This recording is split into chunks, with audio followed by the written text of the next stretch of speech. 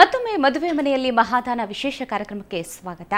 ಮರಣಾನಂತರ ದೇಹವನ್ನ ಸುಡೋದಾಗ್ಲಿ ಮಣ್ಣು ಮಾಡೋದಾಗ್ಲಿ ಇದರಿಂದ ಯಾವುದೇ ರೀತಿಯ ಪ್ರಯೋಜನ ಆಗಲ್ಲ. ಇರೋ ತನಕ ಮಾತ್ರ ನಮ್ಮ ಕಣ್ಣು ನಮ್ಮ ದೇಹ ಎಲ್ಲ ಕೂಡ.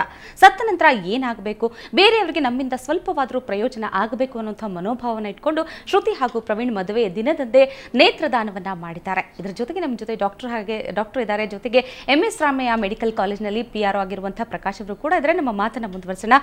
ಡಾಕ್ಟರ್, ಈಗ ನಿಜಕ್ಕೂ ಈ ನೇತ್ರದಾನ, ದೇಹದಾನ ಒಟ್ಟಾರೆ ಏನು ದಾನ ಮಾಡಬೇಕಾದ್ರೆ ಯಾವ ರೀತಿ ನಿಯಮಗಳಿರುತ್ತೆ? 18 ವರ್ಷ ಆದಮೇಲೆ ದಾನ ಮಾಡಬೇಕಾಗುತ್ತಾ? ಹೇಗೆ ಏನು ಪ್ರೊಸೀಜರ್ಸ್ ಇರುತ್ತೆ? ಹೌದು, ಅಂದರೆ ನಮ್ಮ ದಾನವನ್ನು ಮಾಡಬೇಕಾದ್ರೆ ನಮ್ಮ ಡಿಸಿಷನ್ ನಾವು ತಗೊಳ್ಳುವಷ್ಟು ನಮಗೆ ವಯಸ್ಸಾಗಿರ್ಬೇಕಲ್ವ. ಹಾಗಾಗಿ 18 ವರ್ಷ ತುಂಬಿರಬೇಕು.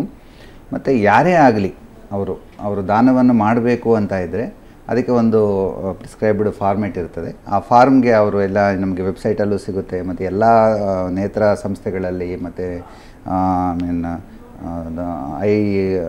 ಏನು ಆಸ್ಪತ್ರೆಗಳಿರ್ತವೆ, ಎಲ್ಲ ಆಸ್ಪತ್ರೆಗಳಲ್ಲೂ ಈ ಥರದ ಒಂದು ಫಾರ್ಮ್ಸ್ ಸಿಗುತ್ತೆ.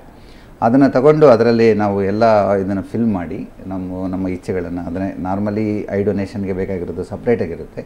ಐ ಡೊನೇಷನ್ ಫಾರ್ಮಲ್ಲಿ ಫಿಲ್ ಮಾಡಿಬಿಟ್ಟು ಅದರಲ್ಲಿ ಒಬ್ಬ ವಿಟ್ನೆಸ್ಸಿಂದ ಸೈನ್ ಮಾಡಿಸಿ ಕೊಡಬೇಕಾಗ್ತದೆ. ಹಾಗೆ ಅವರು ಮೈನರ್ ಆಗಿದ್ದರೆ ತಂದೆ ತಾಯಿಗಳ ಸಿಗ್ನೇಚರ್ನ ತಗೋಬೋದು. ಹಾಗೆ ಸೊ ಈ ಥರದ್ದು ತಗೊಂಡ ಮೇಲೆ ಅವರಿಗೆ ನೇತ್ರ ಸಂಸ್ಥೆಯಿಂದ ಒಂದು ಕಾರ್ಡನ್ನು ವಿತರಿಸಲಾಗುತ್ತೆ.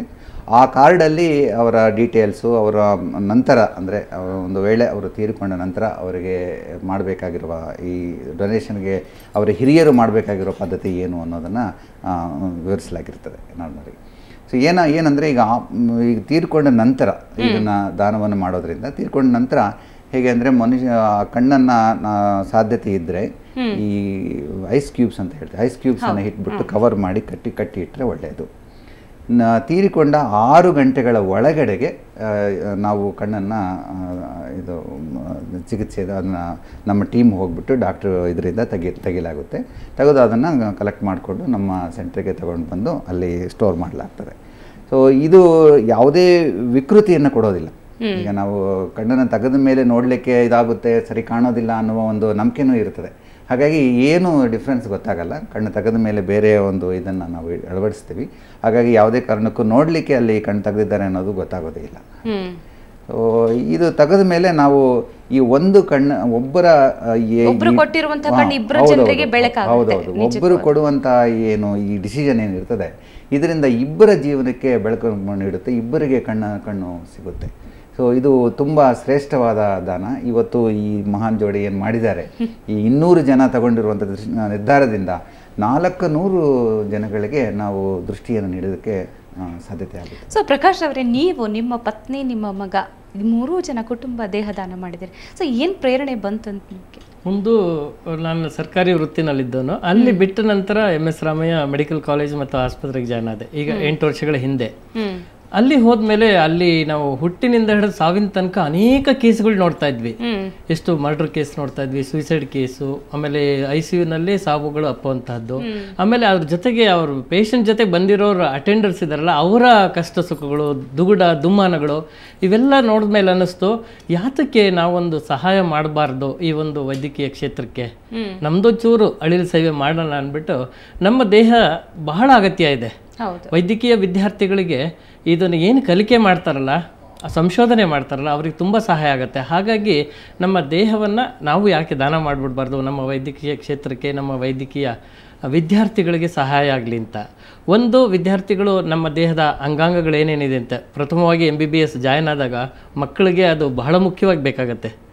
ಅದನ್ನು ನೋಡಲಿಕ್ಕೆ ಒಂದು ಉಪಯೋಗ ಆಗುತ್ತೆ. ಜೊತೆಗೆ ಈ ಸ್ಪೆಷಾಲಿಟೀಸ್ ಅಂತ ಏನು ಹೇಳ್ತೀವಲ್ಲ, ಇವಾಗ ಆರ್ಥೋಪೆಡಿಕ್ಸ್ ಇರ್ಬೋದು, ಆಪ್ಟಮಾಲಜಿ ಇರ್ಬೋದು, ಅಥವಾ ಬೇರೆ ವಿವಿಧ ವಿಷಯಗಳನ್ನ ತೊಗೊಂಡಿರ್ತಾರಲ್ಲ ಅವರಿಗೆ ಒಂದು ಸಂಶೋಧನೆ ಮಾಡೋದಕ್ಕೆ ಬಹಳ ಅನುಕೂಲ ಆಗುತ್ತೆ. ಹಾಗಾಗಿ ನಾವು ನಮ್ಮ ದೇಹವನ್ನು ಕೊಟ್ಬಿಡೋಣ. ಒಂದು, ನಾವು ಸತ್ತ ನಂತರ ನಮ್ಮನ್ನು ಮುಚ್ತಾರೆ, ಇಲ್ಲಾಂದರೆ ನಮ್ಮನ್ನು ಸುಡ್ತಾರೆ. ಆಗ ನಮ್ಮ ಪ್ರತಿಯೊಂದು ಅಂಗಗಳು ಬೂದಿ ಆಗ್ಬಿಡತ್ತೆ ಬೆಂಕಿನಲ್ಲಿ ಇದಾಗೆ. ಯಾಕೆ ವೇಸ್ಟ್ ಆಗಬೇಕು?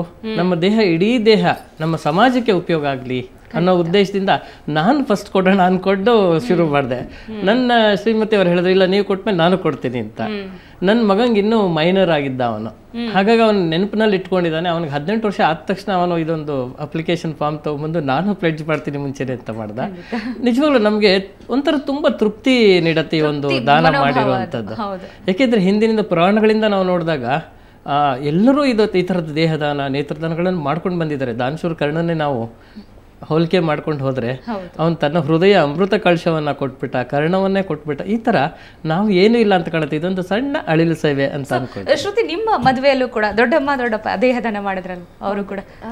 ನನ್ನ ದೊಡ್ಡಮ್ಮ ವಿದ್ಯಾವಣ್ಣ ಭಟ್ ಅಂತ, ವಿಜಯಲಕ್ಷ್ಮಿ ಅಂತ, ಅವರು ದೇಹದಾನ ಮಾಡಿದ್ರು. ಅವರು ಮೊದಲಿನಿಂದಲೇ ಒಂದು ಯೋಚನೆ ಇಟ್ಕೊಂಡಿದ್ರ ನಿಮ್ಮ ಮದುವೆ ಅನ್ನೋದು ಒಂದು ವೇದಿಕೆ ಆಗಾಯ್ತಾ ಅಂತ? ಹೇಗೆ? ಇಲ್ಲ, ಅವ್ರು ಮೊದಲಿಂದನೂ ತುಂಬಾ ಯೋಚನೆ ಇಟ್ಕೊಂಡಿದ್ರು ದೇಹದಾನ ಮಾಡ್ಬೇಕಂತ. ನನ್ನ ಮದುವೆ ಅದಕ್ಕೊಂದು ಒಳ್ಳೆ ವೇದಿಕೆ ಆಯ್ತು ಅಂತ ಅನ್ಸುತ್ತೆ. ಸೊ ಇಂಥ ಮದುವೆಯಲ್ಲಿ ಮತ್ತೆ ಇನ್ನೊಬ್ರು ಕೂಡ ದೇಹದಾನ ಮಾಡಿದ್ರು ಅಂತ? ಮತ್ತೆ ಇಬ್ರು ಯುವ ಜೋಡಿಗಳು ಅವರು ದೇಹದಾನ ಮಾಡೋದ್ ನೋಡಿ ಪ್ರೇರಣೆಯಿಂದ ಅವರು ದೇಹದಾನ ಮಾಡಿದ್ರು. ಅವರು ಕುಮಾರ್ ಮತ್ತೆ ವಿಜಯಲಕ್ಷ್ಮಿ ಅಂತ ಜಿಂದಾಲ್ ಅಲ್ಲಿ ವರ್ಕ್ ಮಾಡ್ತಾರೆ ಅವರು. ಓಕೆ ಡಾಕ್ಟರ್, ಈಗ ಶ್ರುತಿ ಅವ್ರಿಗೆ ಯಾರೋ ಕೇಳ್ತಾ ಇದ್ರಂತೆ, ನಾವು ಸತ್ತಿದೀವಿ ಅಂತ ಹೇಗೆ ಗೊತ್ತಾಗುತ್ತೆ ನಾವು ನೇತ್ರದಾನ ಮಾಡಿದಾಗ? ಸೊ ಆ ಎಲ್ಲ ಪ್ರೊಸೀಜರ್ಸ್ ಹೇಗಿರುತ್ತೆ ಅಂತ ಹೇಗೆ ಗೊತ್ತಾಗುತ್ತೆ? ಅವ್ರ ಸಂಬಂಧಿಗಳ ಅನುಮತಿ ಬೇಕಾಗುತ್ತಾ ಒಂದು ಟೈಮ್ನಲ್ಲಿ, ಹೇಗೆ ಅಂತ? ಹೌದು, ಅಂದರೆ ಈಗ ಸಂಬಂಧಿಗಳಿಗೆ ಇವರು ತಿಳಿಸ್ಬೇಕಾಗ್ತದೆ, ನಾವು ನೇತ್ರದಾನವನ್ನು ಮಾಡಿದ್ದೀವಿ ಈ ಥರ ಅಂತಂದೇಳಿ ತಿಳಿಸ್ಬೇಕಾಗ್ತದೆ. ಇವತ್ತು ಇವರು ಕುಟುಂಬ ಸಮೇತವಾಗಿ ಅಂದರೆ ಅವರ ರಿಲೇಷನ್ ಎಲ್ಲರೂ ಸೇರಿಕೊಂಡು ಇಷ್ಟು ಜನ ನೇತ್ರದಾನ ಮಾಡಿದ್ದು ಎಲ್ಲರಿಗೂ ಗೊತ್ತಾಗಿದೆ. ಈ ಥರ ಅಂದರೆ ಎಲ್ಲರಿಗೂ ಗೊತ್ತಾಗುವಂಥ ಅವಶ್ಯಕತೆ ಇಲ್ಲ. ಅವರ ಫ್ಯಾಮಿಲಿಯಲ್ಲಿ ಯಾರು ಇಂಪಾರ್ಟೆಂಟ್ ಪರ್ಸನ್ ಇರ್ತಾರೆ ಅವರಿಗೆ ಅವರು ಇನ್ಫಾರ್ಮ್ ಮಾಡಿದರೆ ಅವಾಗ ಅದು ನಮಗೆ ಯಾವುದೇ ತೊಂದರೆಗಳು ಬರೋದಿಲ್ಲ. ಅಂದರೆ ನಮ್ಮಲ್ಲಿ ಅದರ ದಾಖಲೆಗಳಿರುತ್ತೆ, ಅವರು ನಮಗೆ ಕೊಟ್ಟಿರುವಂಥ ಇದೆಲ್ಲ ಇರುತ್ತೆ. ಆದರೂ ಅವರ ರಿಲೇಷನ್ ಯಾರಿರ್ತಾರೆ, ಅವರ ಇಮಿಡಿಯೇಟ್ ಸಂಬಂಧಿಕರು ಯಾರಿರ್ತಾರೆ, ಅವರು ಸಂತೋಷದಿಂದ ಒಪ್ಪಿದಾಗ ನಾವು ಆ ಕೆಲಸವನ್ನು ಮಾಡಲಿಕ್ಕೆ ನಮಗೆ ಈಸಿ ಆಗ್ತದೆ, ಸಾಧ್ಯತೆ ಆಗ್ತದೆ. ಅಂದರೆ ಅವರು ಜೀವನದಲ್ಲಿ ಇದ್ದಾಗ, ಅಂದರೆ ಮೊದಲೇ ಅವರು ತೆಗೆದುಕೊಂಡು ಏನು ನಿರ್ಣಯ ಏನಿರ್ತದೆ, ಇದಂಥ ಶ್ರೇಷ್ಠವಾದ ನಿರ್ಣಯವನ್ನು ತಗೊಂಡಾಗ ಅದನ್ನು ಅಮಲುಗೊಳಿಸುವಂಥದ್ದು ಅವರ ರಿಲೇಷನ್ ಅಥವಾ ಅವರ ಫ್ಯಾಮಿಲಿಯಲ್ಲಿ ಯಾರಿರ್ತಾರೆ ಅವರ ಕರ್ತವ್ಯನೂ ಆಗಿರ್ತದೆ. ಹಾಗೆ ಸೊ ಖಂಡಿತ ಇದರಲ್ಲಿ ಜಾಸ್ತಿ ಜನ ಯಾರೂ ಆ ರೀತಿ ಅಪೋಸ್ ಮಾಡೋದಿಲ್ಲ. ಅಂದರೆ ಈ ಥರದ ದಾನಗಳಿಗೆ ಯಾರೂ ಅಪೋಸ್ ಮಾಡುವಂಥದ್ದನ್ನು ನಾನು ಇತ್ತೀಚಿನಲ್ಲಿ ನೋಡಿಲ್ಲ ಆ್ಯಕ್ಚುಲಿ. ಅದರಿಂದ ಈ ಡಿಸಿಷನ್ ಏನಿದೆ ಮಾಡಬೇಕು ಅನ್ನೋದೇ ಕಡಿಮೆ.